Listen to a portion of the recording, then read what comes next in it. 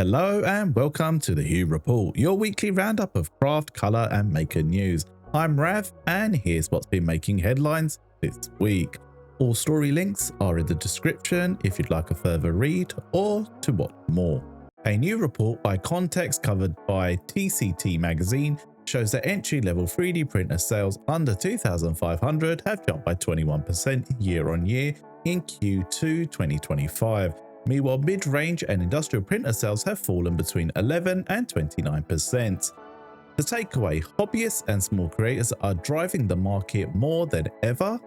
Proof that affordable desktop machines like the Bambu P2S, Elegoo Neptune 4 and the Creality K1C are dominating the conversation. Do you think this signals a permanent shift towards smaller, smarter machines, or are we just in a temporary affordability cycle?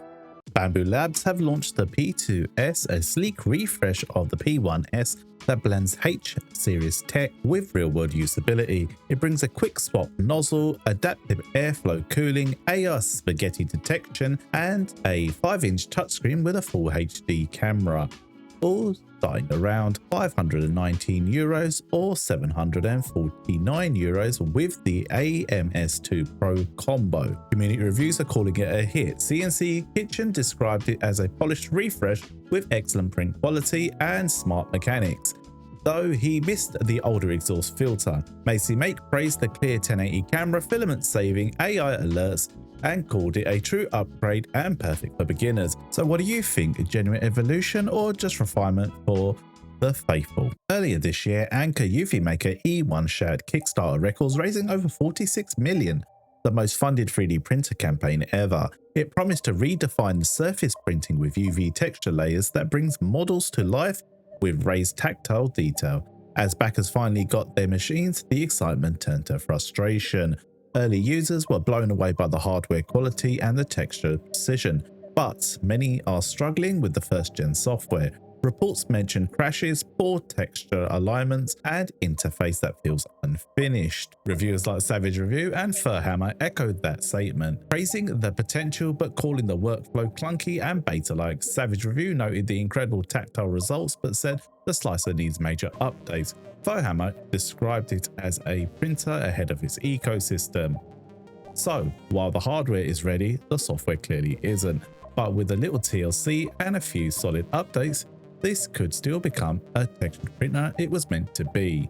Would you back something like this knowing the slicer is still a work in progress, or wait for a second-gen release? Lithuanian resin maker AmeraLabs has finally unveiled Ep.3, a flexible resin designed to stay elastic for months without stiffening. Something that plagues most flexible resin. Is compatible with MSLA and DLP printer, resists moisture and keeps flexible even after long use, perfect for gaskets, dampers and soft hinges. The catch: it needs warm print conditions around 25 degrees Celsius and slower lift speeds, but if it delivers, it could be a breakthrough in function resin printing.